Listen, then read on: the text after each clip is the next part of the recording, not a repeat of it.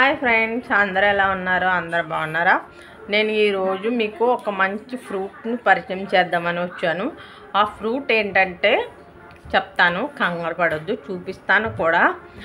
ఈ ఫ్రూట్ అయితే మేము చిన్నప్పుడు చాలా ఇష్టంగా తినేవాళ్ళు. ఈ ఫ్రూట్లు, ఈ కాయలు కోసుకోవడం కోసం ఒంటి నిండా ముళ్ళులు గుచ్చిపించుకుని, చేతి నిండా దెబ్బలు తెప్పించుకుని, రాళ్ళు వేసుకుని, అవి వేసుకుని నానా దెబ్బలు పడితే కానీ ఇన్ని కాయలు పడేవి కాదు. అంత కష్టపడి అంటే కోసుకొని తినేవాళ్ళం.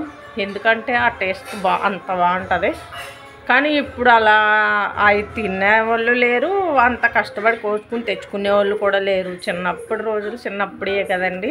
సరే, చోదంతా చెప్తున్నాను అనుకుంటున్నారా? ఇంతకీ ఆ కాయలు ఏంటో చూపిస్తాను.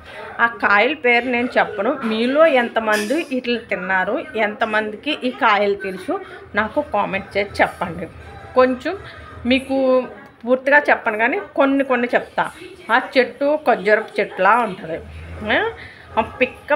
ఆ కాయ పచ్చిగా ఉన్నప్పుడు ఎల్లో కలర్లో ఉండి వగరగా ఉంటుంది. ముగ్గిన తర్వాత మెరూన్ కలర్లో ఉండి తియ్యగా ఉంటుంది. దాని లోపల పిక్కేమో మన ఖర్జూరపు పండు ఉంటుంది కదా, ఆ పండు లోపల ఉండే పిక్కలా ఉంటుంది.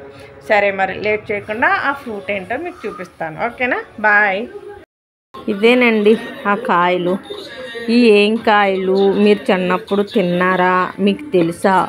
ఇవేంటో నాకు కామెంట్ చేసి ఖచ్చితంగా చెప్పండి.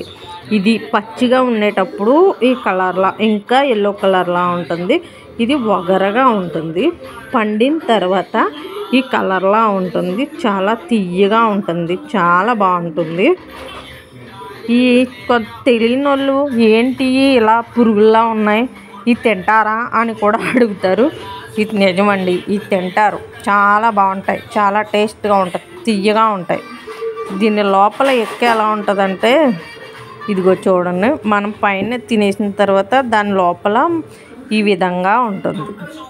మీలో ఎంతమందికి వీటి గురించి తెలుసు నాకు కామెంట్ చేసి చెప్పండి. ఓకేనా ఫ్రెండ్? బాయ్.